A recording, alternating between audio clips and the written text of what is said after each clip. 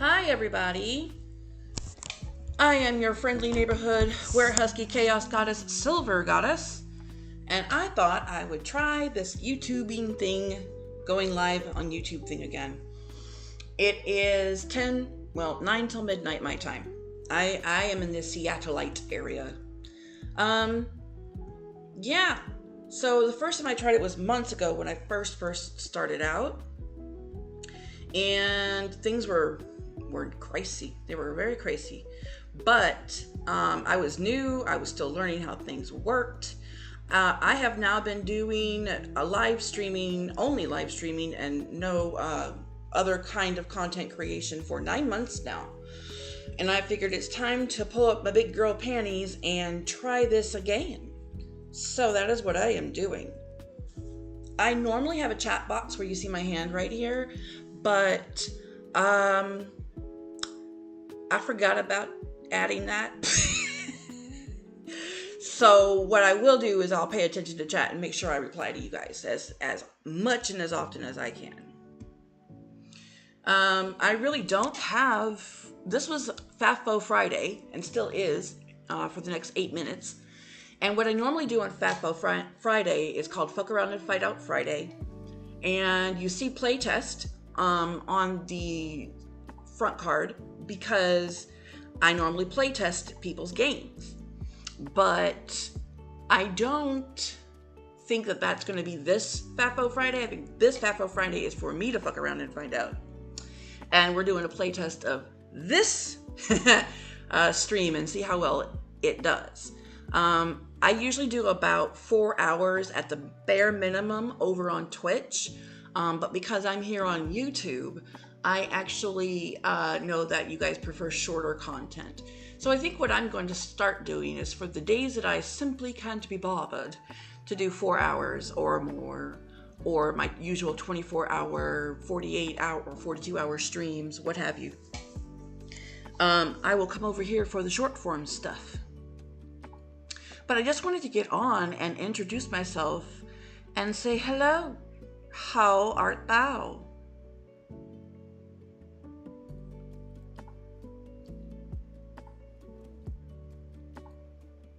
So a little bit of backstory for me. Long time ago, I would say, we're talking about 4 years and 9 months. I have been wanting to try the streaming thing, but I didn't want my face to be on there, and I thought I had to, blah, blah, blah. So I'm here, and I am a furry, and if you are the kind of person who doesn't like furries, or, you judge us without even asking us questions, what we call discovery questions, this is probably not for you. Now, when I'm over on Twitch, I'll say a lot, but I know the rules on YouTube, and I have to behave myself. So you're not going to find any of that wild, unhinged stuff here. Even though when I export my videos, I have yet to get a finger wag from YouTube, but nonetheless, I don't want to get in trouble. So, story time. I am a chaos goddess, and as such, on my very first week ever in my whole life of streaming on Twitch, I started 7 days, and then right after the first 7 days, I decided to stream a game that I would not recommend you guys at all pick up. No, respectfully, don't pick this game up, and I will not be telling you where it is. But it's called, it's kind of like Fallout Shelter, but very growed up. Very, very, very, very growed up. And it has some numbers in it with 69. That's it. That's all I'm going to tell you. And I thought, Twitch is that kind of place. I won't have to worry about this on because I'm very sex positive. I wasn't trying to be a pervert. I really wanted to get into these adult games because it's a genre I've never tried before, and I was really interested. And this one caught my eye because I love Fallout Shelter. So for there to be an adult, XXX version of that, I was like, woo, let's do this. Unfortunately, Twitch disagreed with me strongly. And my stream got cut. and they put me on a 7-day timeout. So, mistakes were made. Lessons were learned. If you are new and never been to my Twitch channel before, again, hello, my name is Silver Goddess. I am your friendly Were-Husky Chaos Goddess. Were-Husky means that I do transform into my human form, but I only do it every season, so you guys missed the most recent transformation because I was busy. So for the most of the time, if not all of the time, I am in this form. And I am a husky, so Were-Husky. Chaos Goddess, because I am a goddess of chaos. We on my channel say, now I forgot because I ain't said it in a while. Oh yes, we live for the chaos so that we can appreciate the calm, and we live for the calm so that we can appreciate the chaos. So I figured this is a great little introductory stream. I don't have anything planned for this. But I did promise my followers on my Twitch channel, oh yeah, and also Happy Pride Month, that I would start branching out into the other platforms, trying TikTok, trying YouTube, see how that goes. My Instagram is taking off like crazy, more than I've ever expected it to be. And I've been focusing on my TikTok and YouTube mostly, and then I'm finding out Snapchat's coming into the picture. I feel like I'm never going to be ahead of the game, I swear. Maybe that's what it's really like to be a streamer. Oh well. So, Happy Pride Month. In the top right corner, you'll see that we have a featured charity called Traction. It's a trans-led Pacific Northwest nonprofit. It supports transgender and gender diverse people. And it does that through community programs, connections, housing for those who have been displaced, not of their own volition, of course, or who had no other choice but to displace themselves because they were not safe where they were. So, where you have $1, $2, $3, $5, $4, what have you, the link will be in the description below so that you guys can run over to my Twitch channel and click the donate button over there. I do not know how charities work over here, so I did not set one up. Let's see. What else? Oh, yes. So when I started the stream, I was single. When I started streaming, I was single. I have been dating my current partner for 5.5 months now. He is lovely. I adore him to pieces. I am a witch, so I am a practicing witch. I've been practicing for 25 plus years. I think the irony being that he is very much Christian man. And I think it's ironic because a lot of Christians will run like their skin is on fire, thinking that, I am the devil, but I am not the devil. I am a licensed clergy high priestess for my area. I have a absolute confirmed, I'll give you the paperwork if you want it, membership to the Black Hat Society. I've done all kinds of tours for equality in religion, theology, and magical practicing, legal protection for us, those who practice with genuine, heartfelt desire. And I went, and I'm sex positive. So that is an entire thing that you would think a nice Christian man would not want in his life, but surprised the heck out of me. I practiced for the past few months not cussing, because I cuss like a sailor over at Twitch, but I know YouTube is not a fan, so I can't get anything monetized on YouTube if I cuss. So we're not gonna cuss. But I do tag this video for adult 18 plus, but at the same time, I'm going to be careful. I'm going to learn my lesson from my first week of being on Twitch and not repeat history. For those who are interested in the more technical side of things, I started using Streamlabs, #nonspawn, OBS, and it was good for a while. And then my computer or Streamlabs, what have you, there was an update and my computer was like, yeah, no, we're not doing this no more. So then I had to actually go and learn actual OBS like a big girl. And I think I've been doing OBS now for 6 months. Anywhere between 3 to 6 months. Excuse me. And I actually like OBS a lot more, and I kind of wish, like, yes, Streamlabs OBS is great for the training wheels, but I think I should have just dove straight in and stopped being so scared and gone straight into OBS. That said, I got some wonderful backgrounds and layouts and what have you from Streamlabs, and so for free. And for someone who is broker than a joke, I almost said the thingy I'm not supposed to say, on a far too consistent basis, free is always a good number for me. I like 0. So, and even better when it's negative dollar amount, because then I'm getting paid. But in any case, but yeah, I've always admired other streamers with disabilities. I do have them. We'll get into that in a moment. Iron Mouse, of course, and the people who support people with disabilities and our understanding hearts. Connor. There's, I called her Shark Girl for the longest time. For the life of me now, I can't think of her name. But also YouTube animators like the Amazing. I've got one of her prints actually. I'm staring right at it, and for some reason I can't think of it. Rebecca.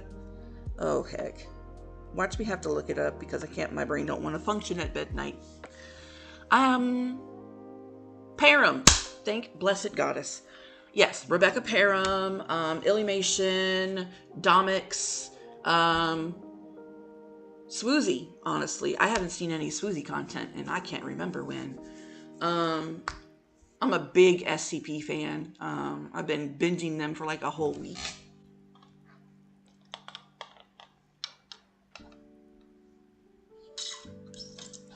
So yeah, if you're curious about the kind of stuff that I like, because it's very likely what you're going to see here, feel free to ask.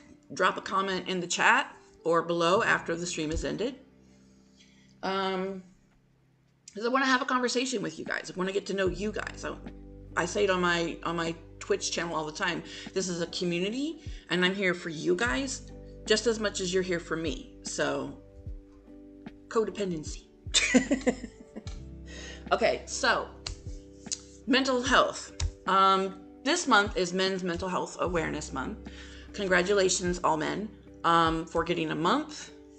That sounded so awkward and weird, but anyway, for getting a month to celebrate your moment, to be recognized for your needs mentally. Men are not, honestly, comparatively speaking, among all the genders, cisgendered men are usually not societally and statistically encouraged to look after their health, let alone their mental health.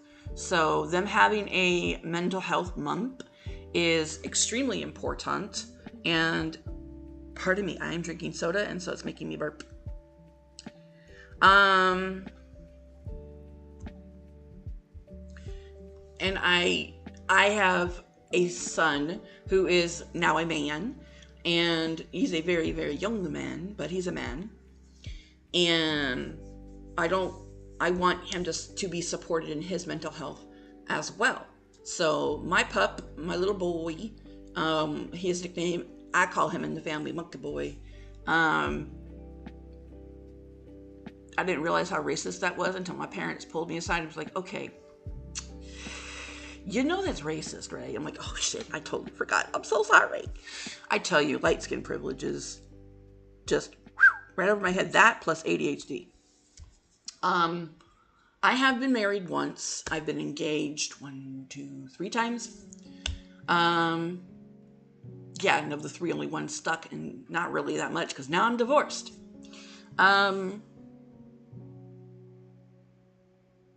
What else was I going to say? Oh yeah, and through all that time, I wasn't informed that I had ADHD. I am always talking about my age. I'm very proud to talk about my age. I am 44 years old, and I'm always told that when I was a teenager, when I was underage, they were like, "Oh, you look so mature for your age." And now that I'm midlife, middle aged, as they say. I'm in the middle ages. Anyway, I'm not out here frolicking in the fields with a freaking wicker basket and an apron, but now I'm getting told that I looked young for my age, and I'm like, "Oh, well, thank you." And either they're honest, flirting with me, or trying to be polite. So, okay, and if they're honest, that's great, because I worked really hard on my skincare, and which is why I freak out so badly when I get breakouts. But anyway, I worked really hard for my skincare and trying to get it back in balance. And then I've hit second puberty. And if you're a middle-aged woman or female of any kind, you know exactly what I'm talking about. They didn't inform me about no fucking, excuse my language. They didn't inform me about no second puberty, okay? And I was mad. I was really, really mad.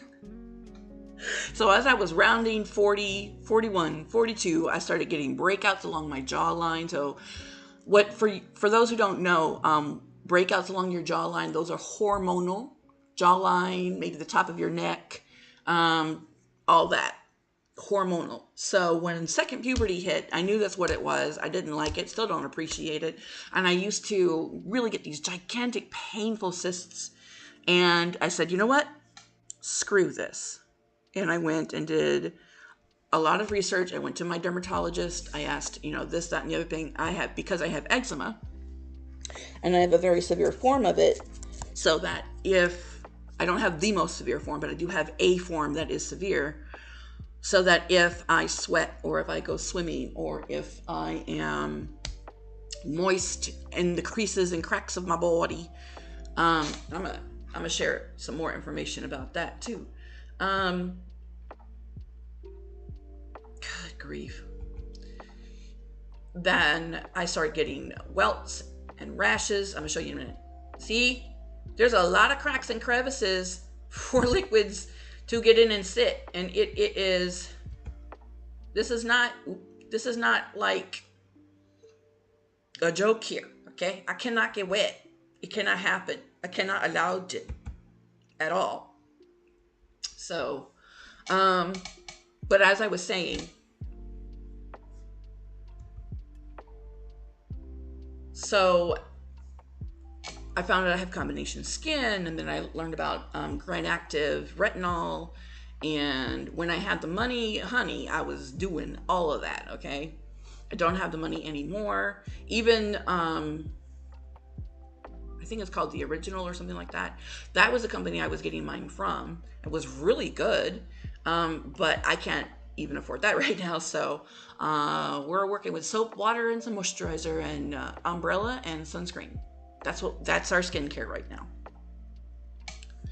And I'm very careful with what makeups I get. I do prefer a liquid foundation because for my skin, it looks more natural, and I can blend it out a lot easier than I could a powder. Because in the desert, I lived in Tucson, Arizona for like a total of 15 years, my whole life. And you could not do liquid. You would sweat it off. It makes no sense to do liquid. Powder would be better there. But now I'm in Seattle, dry lands, powder, wetlands, freaking liquid. So I'm just rattling on here. But anyway, what I do on my channel a lot is play games, which we might do if we have a little bit of time, but not anything super involved. Because I'm only going to be streaming this for about an hour to see how, at the very least an hour, to see how it goes. This is technically short form. Anything that's 2 hours or less is technically short form and does better on YouTube. It does not at all do good on Twitch. They like their 4, 6, and 8 hour streams. So those are going to go on and stay on Twitch. But in any case, I usually do this kind of thing. I ramble, we talk, whatever chat says, we comment, we hang out, it's what have you. And then I also talk about being sex positive. So for the YouTube algorithm, Algo Daddy, I am going to be very careful about what I say here. I used to, actually my first ever legitimate job, and I'm going to call it a legitimate job, even though it wasn't exactly illegal, was in that sort of department. And I won't finish that sentence. Y'all can use your imaginations. And I was good at it. I did it for 4 years, and it opened my eyes to a lot of things. And I was going through other stuff at the time too, but doing that sort of work opened my eyes to a lot of things. I was very careful. I was very measured. I had bodyguards. I made sure that I was safe. We were using protection, as often as possible. And if there was no protection, there was no fun time. So, and I don't care how much you were throwing down. Nope. So that actually has me curious, because over the years, because I started when I was, technically I was 17. I lied and said I was 18.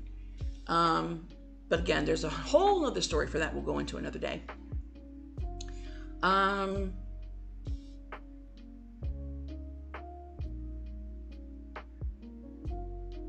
We don't have any protection for our adult workers, legal or not. And I learned that through that employment option experience. It was also the first time I'd ever technically held a business and ran my own business. I know, at 17, right? And I quit because I got pregnant, which I don't regret, ever, ever, ever. I love my boy. And that's typical in the adult industry. You get pregnant, your career is officially over. They can't sell pregnant. I mean, they can, but you really don't want to find out. I promise you don't. And I wasn't about that life. So, and again, when I tell you there was a whole other thing attached to that, and you'll totally understand why, in addition to the quite obvious. So, I just went ahead and left the industry completely. I kind of dipped my toe back into it, but from an administrative standpoint and a legal administrative standpoint. But again, just dipping my toe back. The one thing that will make you always go back to it is the money. The money is good.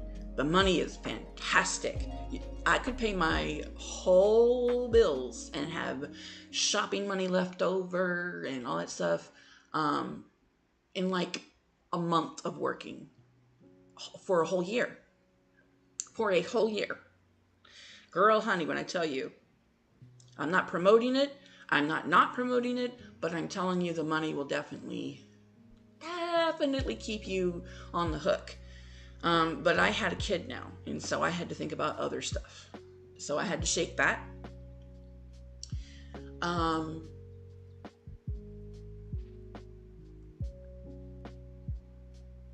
And all of that stuff I wasn't really doing before. Even before that, I wasn't doing great socially or I keep wanting to say economically, but that's not the word I'm looking for. In school, my grades were poor. I was an art student and I was doing fantastic art, but you've probably heard this 1,000 other times. I was terribly bullied, blah, blah, blah. I lived and was raised in our nation's capital for like 15 years. Are you starting to catch a pattern? Yeah, me too. And it really wasn't a good place for me. Now, when I tell you some more stuff, you'll understand why. If you've ever been in the Delmarva, Delaware, Maryland, Virginia area during the 90s, and early 2000s, you'll fully understand. My human form is half white and half black. I have all of the other features from my black bloodline, with one exception. I am so light bright, it ain't right. So I'm often mistaken for a white person. But if you stick me next to my full blood sisters, then questions can start being asked, because I've got a couple of sisters who are darker than me. And we tell them, well, that's my sister. And they're like, okay, whatever. That's your best friend. No. Surprise, I'm a double agent. And because of me being so light, and especially when I moved up here in Seattle, I didn't realize how undercover the racism was. But dang, man. A lady said a very racist thing in front of me, which I will not be repeating on here.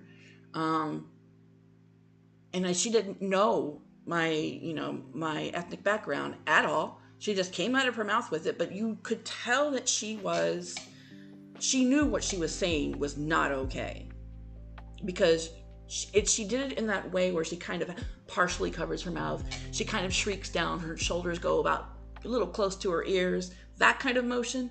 You could tell that she knew she wasn't supposed to be saying it, but she said it anyway. And then she looked at me for a little bit too longer than usual to see what my reaction was going to be, and I let her have it. I'm like, I'm black, right? Her eyes got like saucers. Nuh-uh. Yes, I am black, and you just said that in front of a black person. Drop me off here. No, I can take you home. I don't need anything else from you. Drop me off here.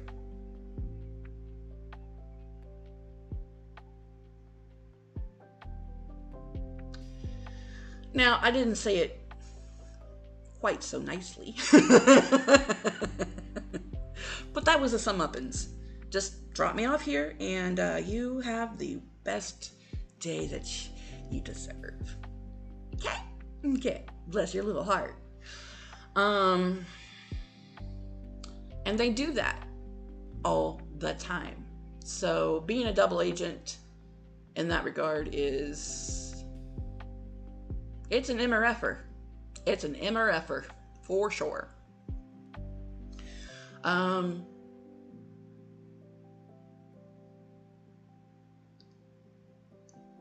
was diagnosed with ADHD when I was a kid, when I was like 4? No, maybe 6, no more than 6. I did not know that, and no one had told me. My other sister, who is 2 years younger than me, was diagnosed with ADHD, and they told her, and they got her treated. Now, for those who are rage people and I appreciate it, don't get me wrong, I really appreciate it, but hear me out. It's the 90s. Well, in that exact moment, it's the late 80s. It's the late 80s, and that's pretty common at that time for them to have 2 ADHD kids, and they pick one to get treated, and then they just don't treat the other one. They picked the one who they thought was the worst off, which was my younger sister, and they just let me think the rest of it was a disciplinarian issue, I guess. Because I had no clue. Now, when I talked to my eldest little sister about it, she said, "You don't remember?" "I do."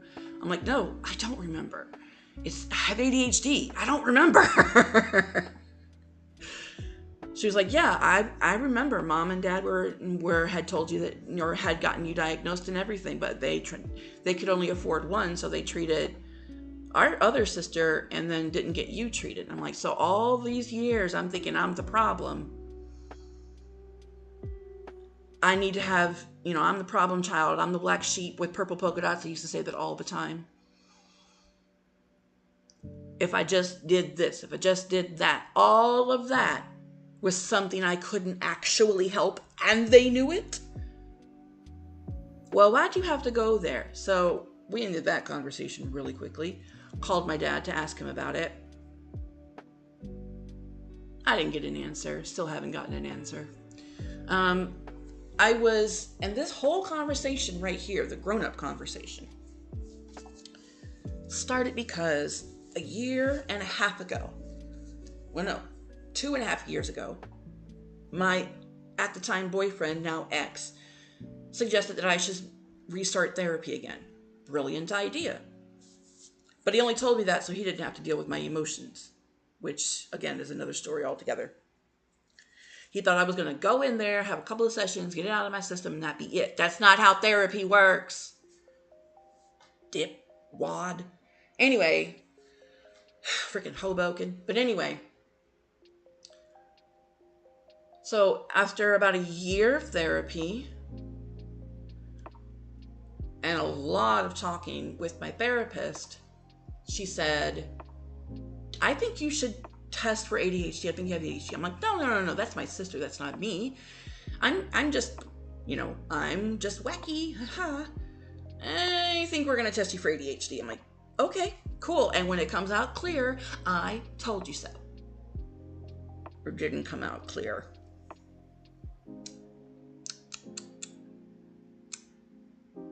Yeah. So here I am, age 43, and I got diagnosed with ADHD. And then I find out that I didn't get treated. And that none of what I got in trouble for was actually my fault or anything I could actually help. They didn't even try to adapt behaviors or learn more to try to help me. If they couldn't afford to medicate me, that's one thing. But to blame me for stuff that you already know I can't help? So that set my teeth on edge. My mother had passed away already for a year. So she passed away 2.5 years ago. Yeah, I think it was about 2.5 years ago. Yeah, anyway. And so she got away scot-free. I didn't get to tell her off. And I still don't get to tell my dad off because it's just a topic he doesn't want to talk about. So we just don't talk about it, which is wild work, in my opinion.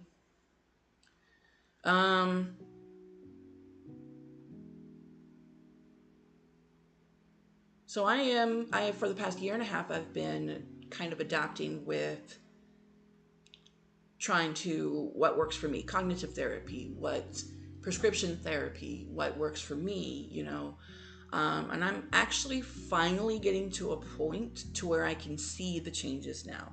I can see the progress I've made. I can understand a lot more about myself because there isn't that missing piece. I now know what, some people say is wrong with me, but I now know what to do to make my life better quality for me.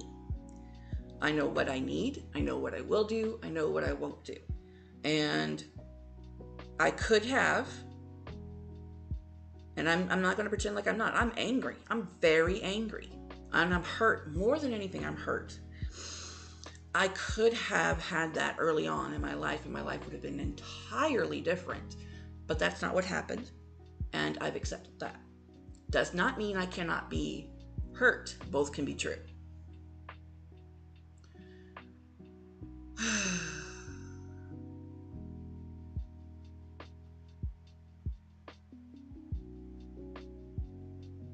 So, in addition to having very severe eczema and ADHD, I have another litany of other disorders. And that's what they are. They are disorders. I'm legally disabled. They're disabilities. My ADHD is not going to go away. My severe eczema is not just going to poof into the stratosphere, into the ether, and say sayonara was good.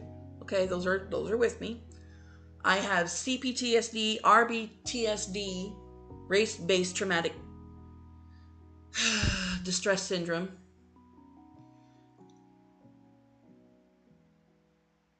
Disorder. I'm tired. It is almost 12:30 a.m. my time. Leave me alone. Um, so I have CPTSD, I have RBTSD, I have depression disorder, anxiety disorder, and ADHD. And as if there were not enough letters, I didn't crud, get on enough alphabet in there. I'm also bisexual, so I am part of the LGBTQIA plus community, and I have been my whole life. If I really look at it, I have always been bisexual. I've always thought women were very, very pretty, but I found out to the degree that I found them pretty, that wasn't actually normal. Well, not normal, but that did not at all mean I was straight. And my first ever girlfriend, who I fell so hard for. When you talk about fall, we talking nose a dive, bullet train, okay? That was my first bi awakening, as they say. I still thought boys were pretty hot too, and I still think boys are pretty hot. But yeah, so I have all of that too. So Pride Month means a lot for me. I am not trans. I am cis gender female, and I identify as such. But I am bisexual. I'm a mom. I'm a sister. I'm a daughter. I'm an auntie to a lot of nieces and nephews.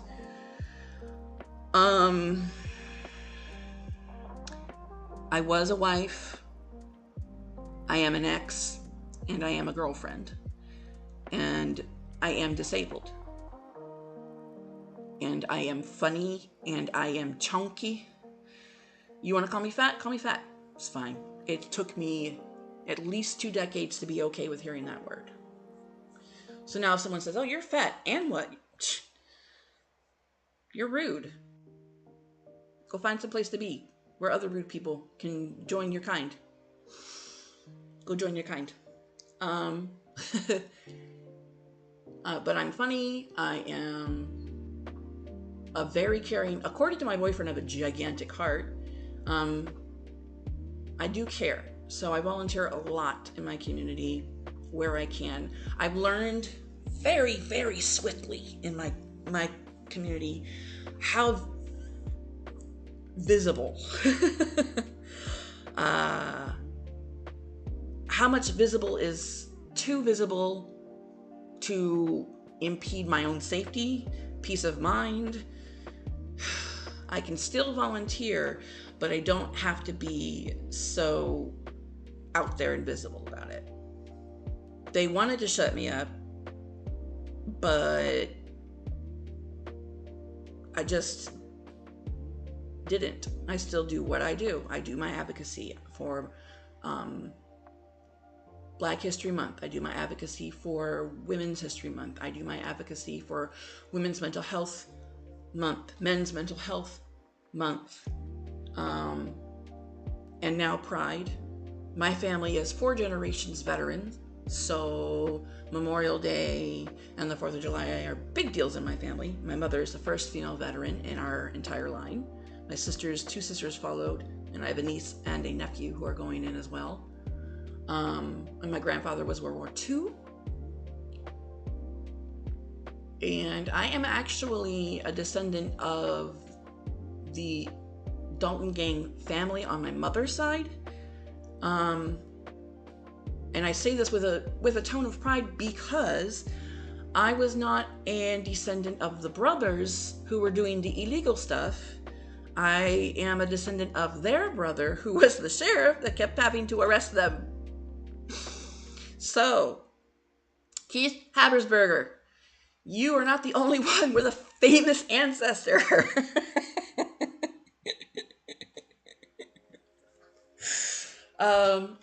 If you don't know who I'm talking about, Keith Habersberger, I never say that man's name right. I'm sorry, Keith. Love you. You look really cute in that Christmas outfit. Anyway, he has a very distinct family trait, physical family trait, um, and it's his jawline.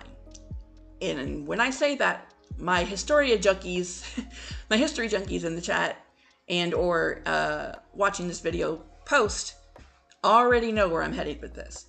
So he is a descendant of the Habsburg line. And he's very tall, and he's very lanky, and he's always been a goofball.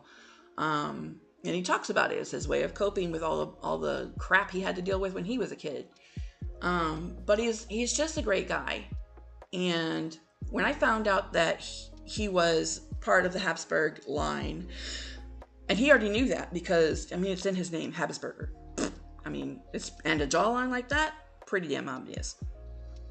And then I found out, no, I didn't find out. Let me say that correctly. My mother and my grandparents, my parents have always told me that truth. And I looked it up and it is true. So, my wife's side makes a lot of stuff up about their lineage, but that was actually the one that was true. One of them being that they thought we were Native American. But anyway, which we are not.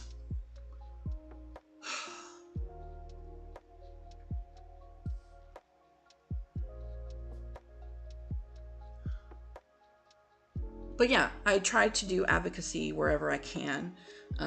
I used to be homeless 9 years ago when I moved from Tucson, Arizona to Seattle to have a better life for myself and my son.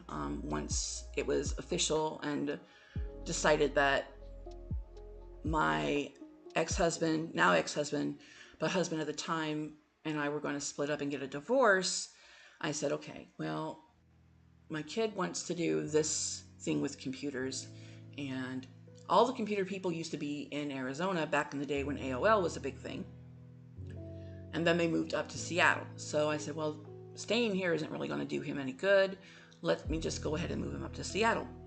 And then a whole bunch of stuff happened. We'll do a story time on that later. And I ended up being homeless for a total of 7 months. During that time, and before that time, let me tell you, before you want to be humbled, be homeless. Be homeless. You will be humbled. I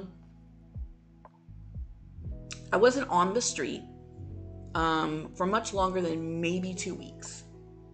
But I did find a night shelter. I found out that you had to dress nice and you had to act nice. There was a certain way to behave. There was a certain way to smell. There was a certain way to look. And I was in Bellevue at the time. So if you know, you know, they bougie over there. You had to look like you weren't some hobo.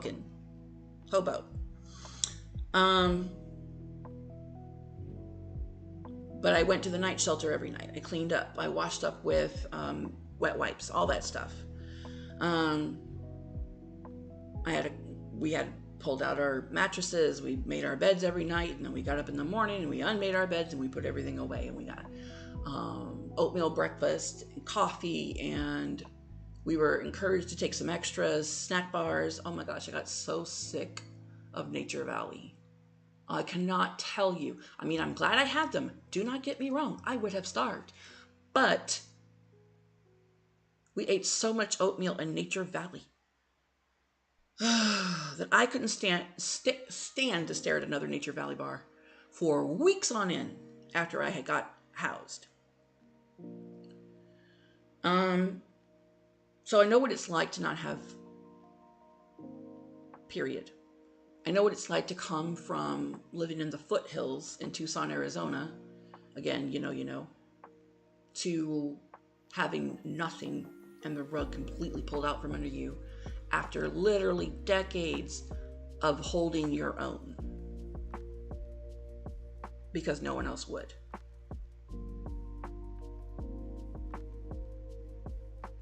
Literally near a decade of being the good housewife, what's now called a trad wife, trying to get everything right, trying to do the right thing, say the right thing, be at the right place at the right time, for it to all just go to shit anyway.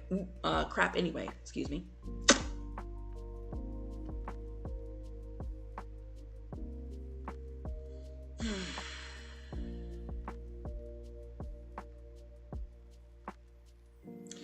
So that will humble anybody. Because of that experience, another part of my advocacy stuff that I do is about housing.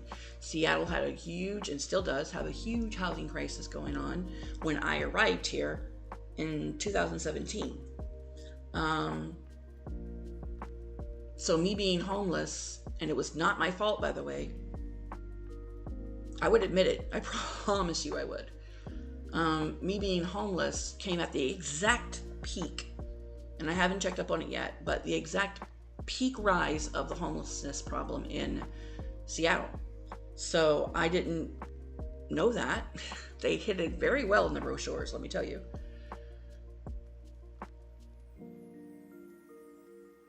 And I got lucky. I got really lucky. So after those 2 weeks, then I was in what they call overnight shelter, where I had my own, you could just call it a cubicle, because that's what it was. You had your own locker with your own lock and your own lock code. You had, you could put some of the stuff on your bed, but not a whole lot of stuff. You would get searched every week. And even more frequently, if they suspected that you were doing stuff you knew you weren't supposed to be doing. But I made it a point to, again, take the lessons I learned from those 2 weeks of being out with nothing over my head, and treat the staff nicely and talk to them and try to befriend them and treat them with respect, the same respect I want to be treated with. Learn the rules and follow the rules, and you see a pattern, because I see the pattern. One thing I never, ever could tolerate was someone telling me how to dress. And I remember it was summer, and it was my first ever Seattle summer. And I think I was wearing Lululemons and a sports bra. And as I said before, your girl is thick, okay? Thick. So the only thing I had out at the time was my belly, like this whole area right here, my tum-tums. But everything else was covered. I was technically legally covered and not breaking any laws. But one of the ladies, and I don't remember her name, and I'm not going to call her out anyway, we'll call her Rachel, pulled me aside and said, "You're showing too much skin. We have our sponsors here who are cooking burgers for you guys. I don't want to offend the sponsors." And I'm like, "Okay, did they say that to you?" She said, "Yeah." So I took my black ass over there. Excuse my language. I took my black butt over there, and I was like, "Hi, how you doing? Thank you so much for coming over and making these burgers. It smells so great. You're doing such a great job." Quick question. Girl, when I tell you the look on Rachel's face, if looks could kill. So, I asked, and he said, "No, I think you look fine. You're all right. Wear what you want to. You're a grown woman." I'm like, my sentiments exactly. And I went, "Thank you so much. And again, thank you for doing this." And I, trotted myself off, my little butt off, tail wagging the whole time. And went over to Rachel, and I said, "I talked to them." She goes, "Yeah, I saw on the security camera. I definitely saw you talk to them." And I'm like, "He said he doesn't have a problem with it. You can check the mic if you want." So I don't know how you know that they have a problem with it, but you said that that's what they said. So who told you? Because clearly they lied to you. I already knew what this woman was working with, okay? I already knew she lied to me. Bold-faced lied to me. But I wanted to screw that last little nail in.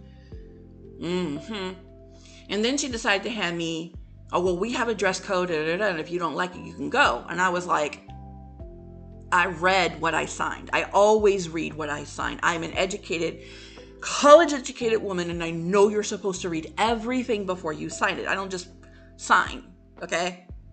But I didn't say any of that to her. I was upset. She got me mad. And for those who do know me, don't get me mad. And don't get me mad about a technicality that doesn't even exist. I said, "Oh, there's a dress code. Okay." I waited till it wasn't her shift, and I went over to one of the persons, I'll call her Gabrielle, who I had befriended during the day shift, because they lock the bedrooms, is what they called them. They locked the bedrooms during the day so that they could have the day shelter. People come in for breakfast, lunch, so on and so forth, have a place to use a computer, wash laundry, that sort of thing. And I went over to Gabrielle and I said, hey, I want to make sure that I'm following all the rules properly. Can I see that rule book one more time? I think I lost my copy.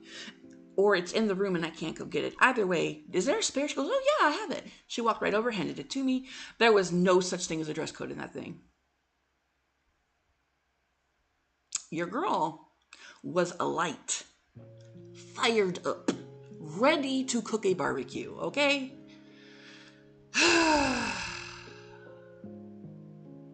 Texas style barbecue, okay?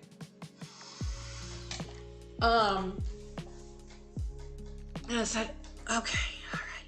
And I asked her again. I went back over. I'm like, Gabrielle, is this the most recent one? She goes, yeah, look at the date. We just made it last week. I'm like, okay, you're right. Thank you so much. I'm sorry for bothering you. I knew where the headquarters was. So I took my little butt, because you're not allowed to be back there during the day. You're allowed to eat food, stuff, but you can't hang out there absolutely all day. Because they have a staff change and everything. And it's then their chance to get a break, because it's a lot to work that job. Even though I was being a little mischievous, I'll say, it is a lot to work that job. You have to be a certain type of person to be able to do that job and do it well. I am not that person, by the way. I am not that person. And I went to the headquarters and I talked to I'll call her the headmistress, because I don't know her actual job title, but she was the lady of the top of the top of the top. I went over to her and I asked her, hey, I was told that there was a dress code, and I'm looking through the pamphlet and everything, and Gabrielle told me that this is the most recent one, because y'all just printed this out last week. She goes, yeah, we printed it out last week. I said, okay, but I don't see a dress code. She goes, we don't have a dress code. And I'm like, but I was told by Rachel we have a dress code. She goes, I don't know why Rachel would tell you that. Here, come in my office. And I explained the situation. I did not intend to tattle on Rachel, okay? I did not intend to be a snitch at all. I just wanted to get the facts so that I was following the rules. And maybe rub it in Rachel's face a little bit later. But I was not intending to get anybody in trouble, okay?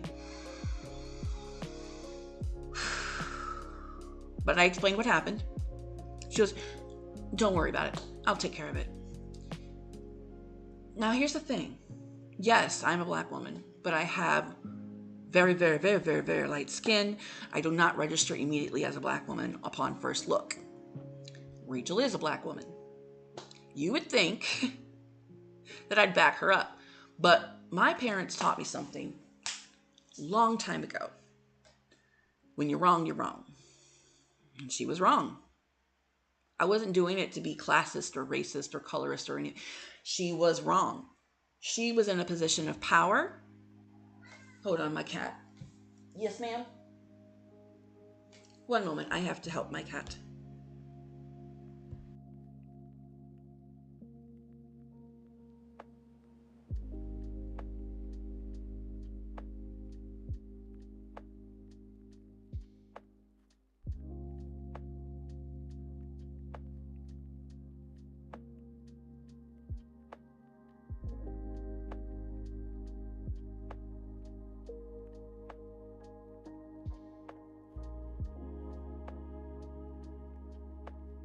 I'm back. As I was saying, when you're wrong, you're wrong. So, and all I wanted was her to admit that she lied and she felt some kind of way about it, and she's in a position of power because she has the ability to put her voice in it and say, I'm not doing the program, and kick me out, and I'll be out on the street for a technicality that didn't even exist. So I wasn't about to have that. Okay, I'm out here trying to do my level best to get back on my feet. And you just adding one more thing does not help. Needless to say, not only was that the fact that they didn't have a dress code brought up, and they reaffirmed they didn't have a dress code, they were not going to establish a dress code either. Because everyone has a right to wear what they want to wear within the legal bounds, and I was well within the legal bounds.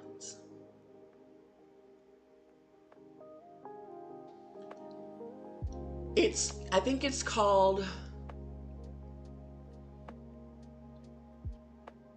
something discourse. It's legal discourse, legal misbehaving, something like that.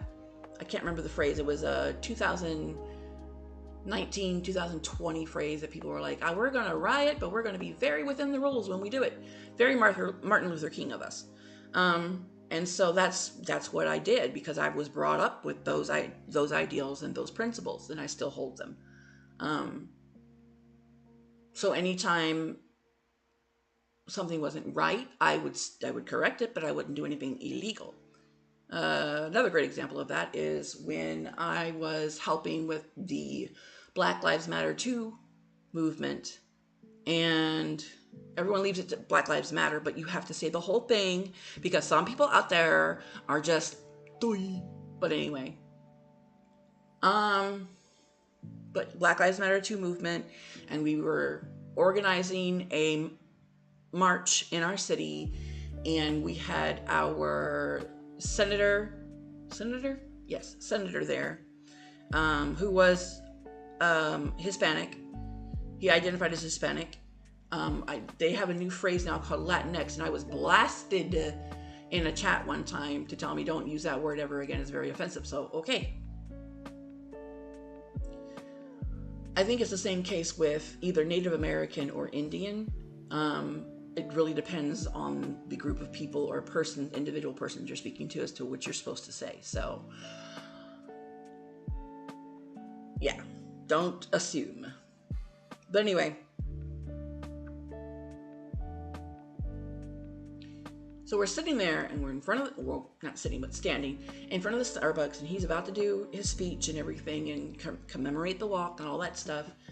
And there are people who have signs and stuff like that. And I don't know if you guys know what I'm talking about. There's these big metal housed electrical boxes that power the whole street up until you get to the next gigantic one that looks just like it a few miles down or a few kilometers down. And depending on where you are, they'll be covered in stickers, or they'll be painted wonderfully, or they'll just be green. One of the people who had the signs was a white woman, and she wanted to really show her support. Great, you do that. But she got on top of the green box, where everybody clearly has been telling her, don't do that. It's illegal. Our senator is right here. You're doing an illegal thing in front of him. Can you not do that? She ignored everything. So I said, okay, well, maybe I'll walk over, because I was literally the only black person in the whole group. And I wasn't even rude. I walked over to her and I said, I even raised my hand because she was very tiny, but grown woman nonetheless. And I said, hey, I really appreciate your support, but that's illegal for you to stand on. They're over there seeing you, and they were all over there at the Starbucks yelling at you to get down. Do you hear us? She goes, no, I didn't hear anybody. I said, well, now I'm telling you, and now you know, and you need to get down. She goes, okay, I'll get down. I'll get down in a minute. No, you have to get down now. You're doing something illegal in front of the senator. I'll get down. I left it alone. She stood there for another 5 minutes. It actually took the senator to walk over to her, and her husband was, you could see, very embarrassed, and pulled her down and everything like that. She had a gigantic Black Lives Matter 2 sign and was doing all the things. But her chant is what got me fried up. Black Lives Matter 2. Black voices matter too. Black struggles matter too. Did you catch the line that ticked me off? Excuse me. Yeah. So on her way back, I said, and I fully intended to be calm about it. That's not what happened. So she's back at the Starbucks, and I said, what was your chant? What were you chanting? She goes, oh yeah, Black Lives Matter too. Black voices matter too. Black struggles matter too. And I'm like, Black voices matter too? You really believe that? She goes, yeah. Don't you? And I said, yes, but you don't. She goes, yes, I do. I'm like, no, you don't. Be one Black person telling you what to do, and to do it properly and to do it legally, you fully ignored. So Black voices apparently don't matter to you. You're not Black. This is the same woman that we have run clothing drives, food bank drives. She's helped me at the creek park up here to take out all of the invasive plant life and other things and trash. We've had conversations, is my point. So for her to, in my whole face, say, you're not Black, after nearly a year of knowing me and taking part in stuff, I lost it. Y'all, I lost it. It took my friend Caroline, and that's not her real name, but that's the one I'm going to use, to pull me back and say, not right now. I said, if not now, when?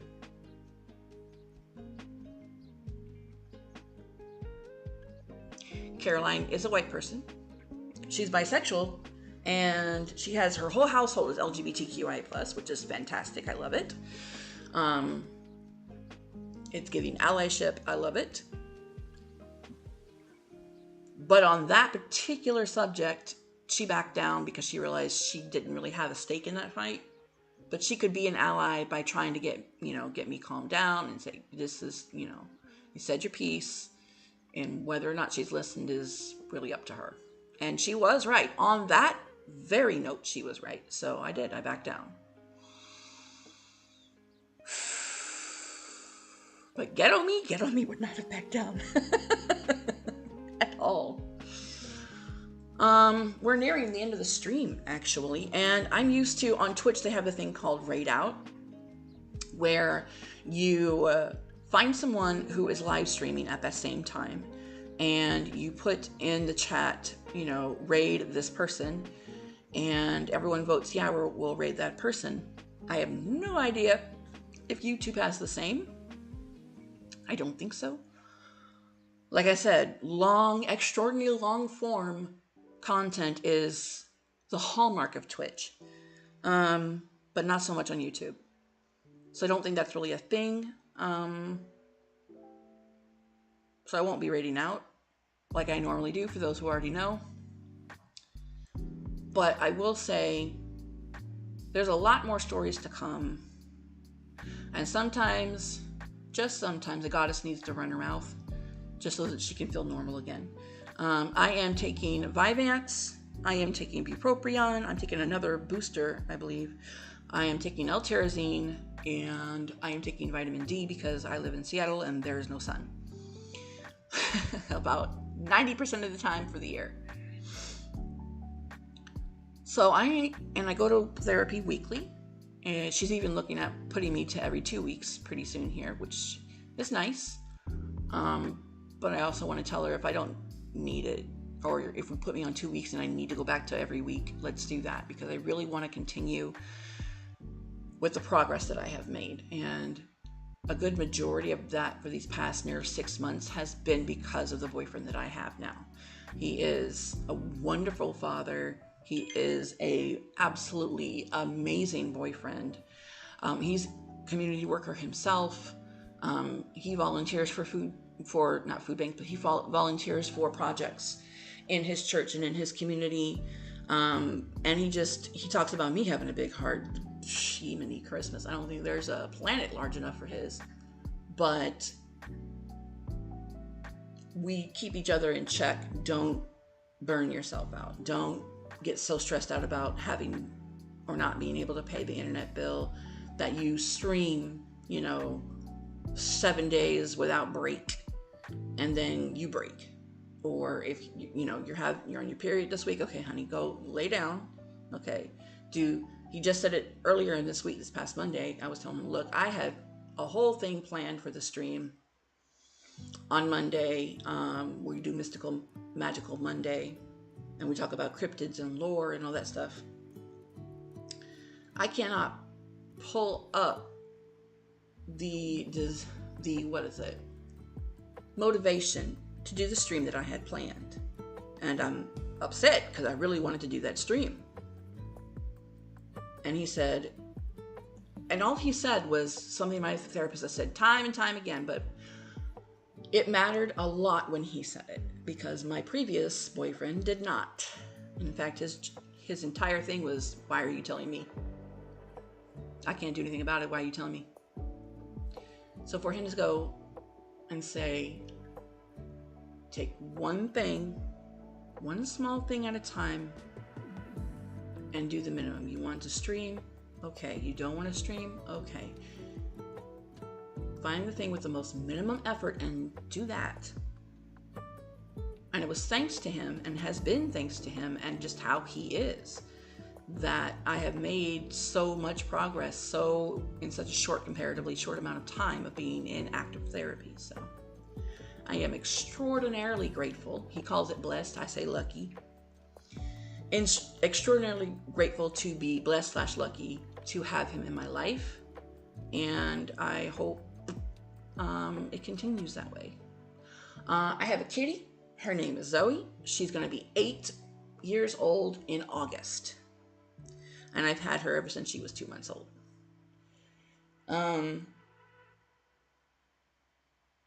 My son lives in Seattle. I live in Seattle. But we're not housed together. And that was important for me, for him as well. For my own reasons, for his own reasons. To me, the main thing is he needs to learn to be on his own. If anything, for all the struggles I had early in my young adulthood and late teenhood, being forced to be independent and fend for myself until I got pregnant, those 4 years were rough, let me tell you, gave me the ability to be resourceful, and know what to do when the chips were down, and they were down quite often. And I want him to have that, but I don't want him to be forced. So I have, told him because I still know what the housing situation here is in Seattle. If it comes down to it and you really have no other option, I don't want you on the street, because homeless men are treated way worse than dogs up here. Anywhere in general, but really up here. And he is second generation multiracial. He's much darker than me, so they track him as a black dude.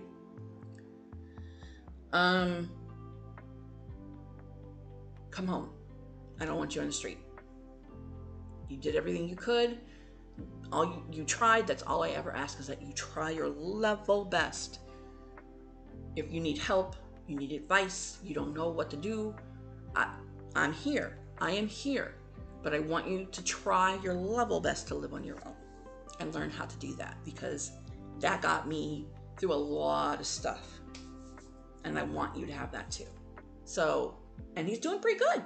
He's been doing that for almost 7 months now. I'm really proud of him. So yeah, me and my son, we talk a lot. He calls me, and I'm like, he goes, hey, Ma. And I hate that he calls me Ma. Mom, mother, mommy, but not Ma. It's a preference thing, I know, but anyway.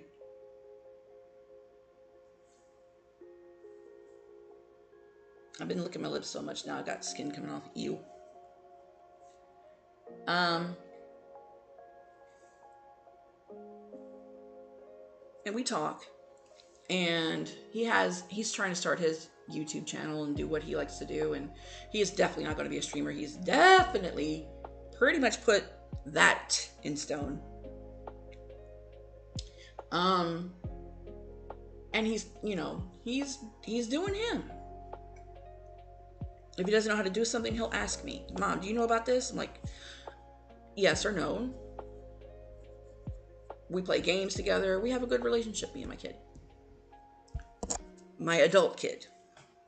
See, that's the thing with being a parent. They're never going to not be your baby. If you're a good parent, they're never not going to be your baby. I know that was judgmental. I heard it. Anyway. But yeah.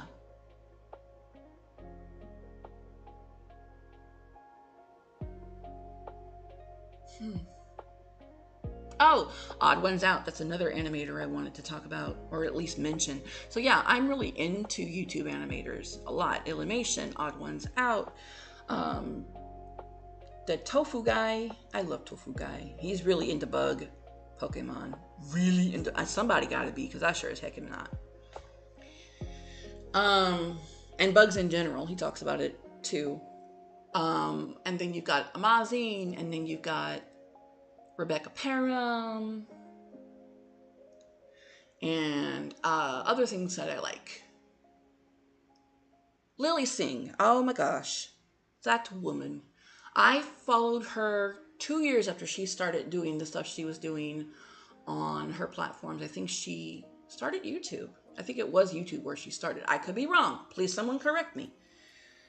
But when she had, when I moved up here to Seattle, she had finally published her How to Be a Boss, BAWSE book. I ran to, I don't care if I was homeless, I was gonna find the money after taking care of all my responsibilities first, and I got her book, and I read that thing cover to cover. I can't even count how many times.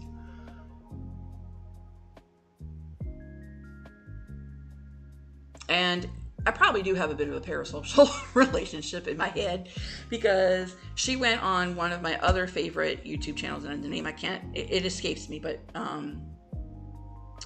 they interviewed Raven Simone right after her, I believe, or before her. It was either before or after her, after they interviewed Lily. And she said, oh yeah, I'm looking for somebody. I'm up here on my chat GPT. I'm like, girl, me too. I wasn't with my current boyfriend at the time. She's like, yeah, I'm currently looking for somebody. And it's kind of hard out here being, who I am and being as visible as I am, which I totally understand. Not to any degree that she has it, but I get it, is what I'm saying. And I was like, marry me, please. Just marry me. I probably came off so freaking creepy.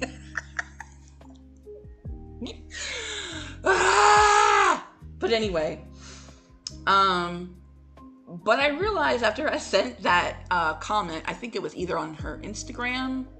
It was probably on her Instagram. I was like, you know what? I need to get out the house. I need to get out the house. I need to touch grass right now. I am too good for parasocial relationships. So, I deserve better. And that's when I started streaming. I was like, you know what? No. I can't.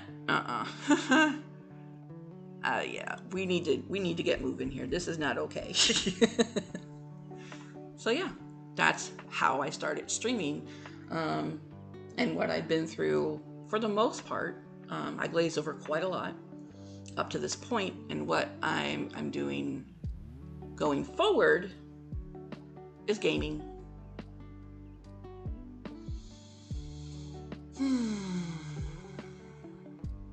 But I don't want gaming to be the only thing that I do.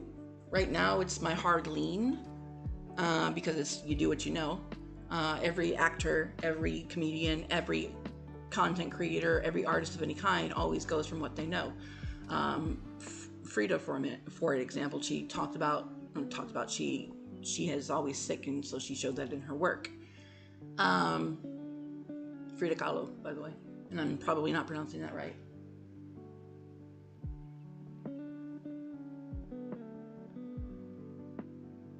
So yeah, I've been a furry. Someone just asked me. I've been a furry since I found the community at 17, when mooks and mucks were the only way that you could meet up. There were no such things as furry cons. And the internet was still brand new, wee baby infantile. And DOS was still a thing. But we met up on Mooks and Mucks, and you had to type out every single thing you were doing. Emojis? Emoticons? What is this language you are speaking?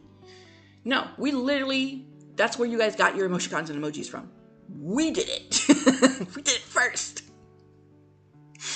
And you had to type out every action you did. That's where you get the asterisk on either side to show that you're doing an action. That's where you get the arrows from. Like, we did it first. And then I discovered the thing about the furry thing at the same time that I discovered anime. Because what I didn't know is I'd been watching anime for quite some time and just didn't know that's what it was called. And Sailor Moon was my first ever, I could put a stick in that and know that was my first anime. And I was obsessed with it. I wanted my wedding dress to be her Sailor Supreme, her Sailor Supreme dress to be my wedding dress. I wanted the whole package. I was convinced that I was Sailor Moon. Turned out my birth card is the moon. One of my birth cards is the moon. So when I found that out, I was like, wait, I'm actually Sailor Moon? But I cuss like a sailor and I'm not even blonde. That's a dark version of her.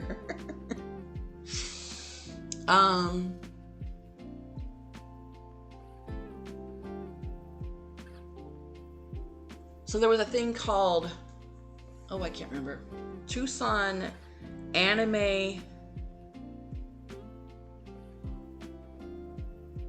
Tag or something like that. I think it was Tag viewing group, and it was a little group that got together on the university campus to watch anime, and most of it was subbed, and very rarely was it dubbed.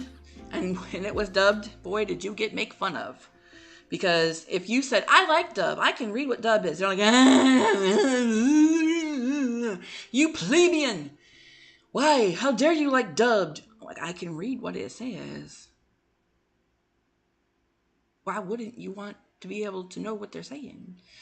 No, it's the best way to learn. Like before sweats was a sweat thing. The sweaties, yeah, they would learn it the hard way by context clues.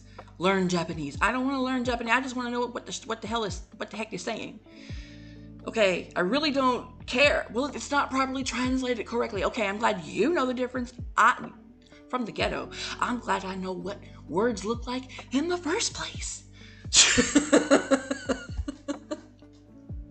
Let me enjoy my anime. This is around the same time for the OG anime lovers.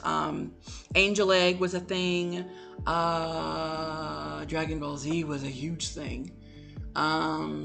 Brand spanking new to the United States. What were other ones that were out there?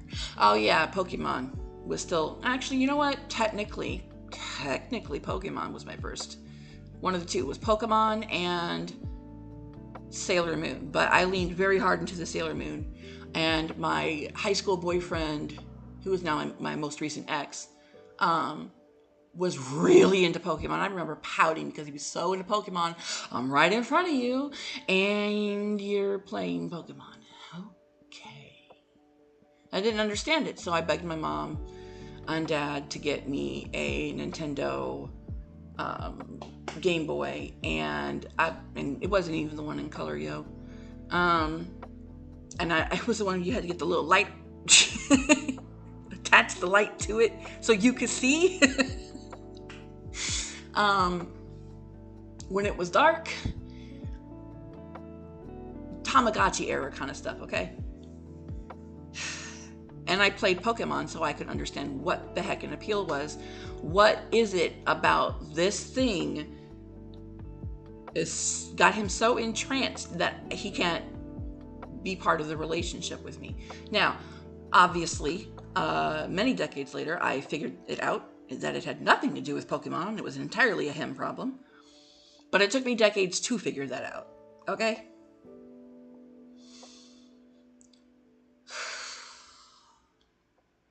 And I did that a lot. A guy was, and I only found out about tag because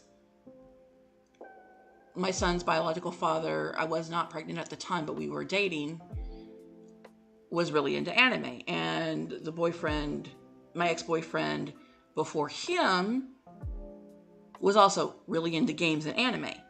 He was a PlayStation hobunkin, okay? Hobunkin for PlayStation. So I said, okay, well, let me get into this and see what it is. Why is this such a big deal? Why are you all about this? Why would you, live in squalor, but your game system's on top? You got every freaking doll, and the minute doll left my mouth, the minute doll left my mouth, it's an action figure. Okay.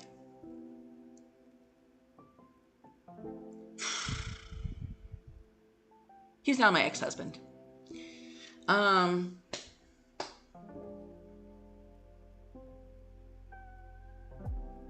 So yeah, any partners I was serious about and serious with, I tried to get into the same things that they were into.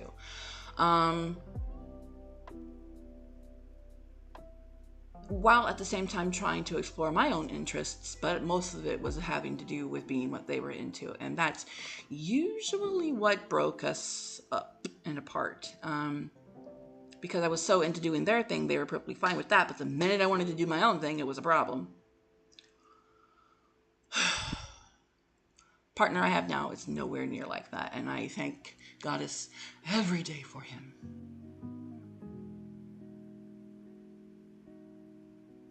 Speaking of which, I've had girlfriends. I think I can count on one hand how many girlfriends I've had over my lifespan.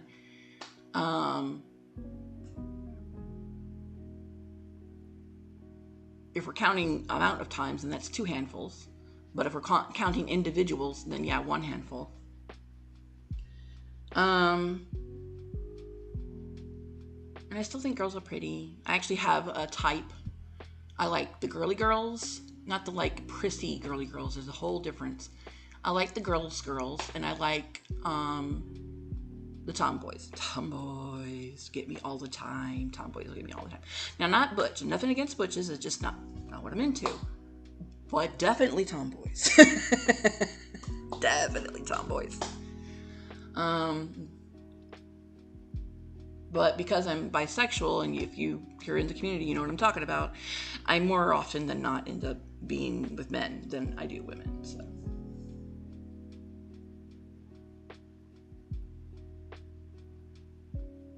I've been a single mom, I've been a married mom, I've been an engaged mom, I've been a homeless mom. I've done a lot, and I'm only 44. So stay tuned. There's a lot more to come. Thank you, everyone. If you're new here, hello, my name is Silver Goddess. I am your friendly neighborhood were-husky chaos goddess.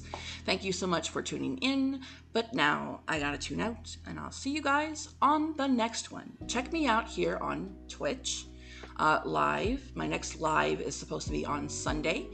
Yes, sir? I forgot what I was doing Sunday. My brain is farting. Oh yeah, gifted game night. Where I play games that people have gifted to the channel, and I give them a shout out, and we all have a good time. If the game is multiplayer and they're the one that sponsored the game, then we play it together if they want to.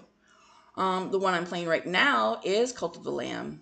I might be shifting to another one. I don't know which one yet. Soon, but we haven't had another newly sponsored game in a while. So, but I do have a large library to choose from, so it's not like I have nothing for Gifted Game Night. And then on Monday is Mystical Magical Mondays. So both of those are on Twitch. You can see it down here on the bottom right side. My Twitch handle is the same as my YouTube handle. For those who are in my rating ring community, streamer rating ring, thank you, by the way, for stopping by. Give it a like, comment below, let me know you stopped by, even if it's just to give me a smiley face. I love to promote my fellow persons of color and people who are new like myself. We bring each other up together so that we can thrive together, not survive tethered. So that's what I say. That's what I'm doing.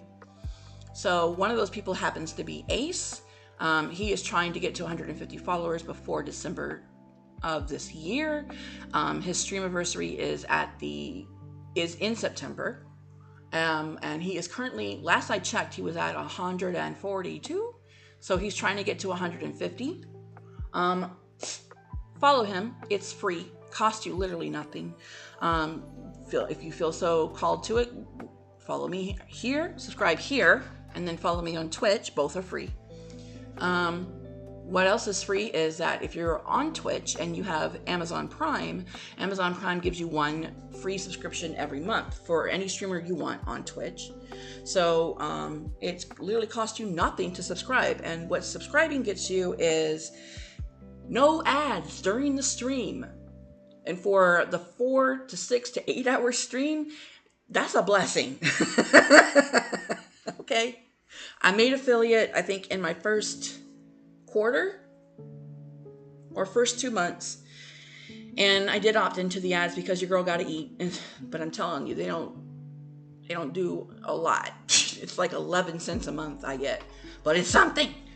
So if you subscribe using your Prime, you don't have to put any money for it, and you get to enjoy a lot of content without any ads. So there's that. But if ads, you don't mind them and you're just there to lurk, feel free to stop by and put an exclamation LURK in the chat. We love our lurkers all the time. Twitch is really weird. If you're a lurker and you don't type in the chat at least once, which is the capital LURK, then you don't get counted as part of the view count. And view counts are what Twitch cares the most about. So just keep that in mind. I have no idea when I'm going to do another YouTube live stream, but again, thank you so much for stopping by. Thank you for tuning in. Please feel free to donate to Traction on my Twitch channel. It's right there, right next to the stream. The stream window when I go live. And it's always up at the top of the chat if you pop up during chat time. Guys, have a wonderful day. Thanks for tuning in. And now I'm gonna tune out. Bye-bye.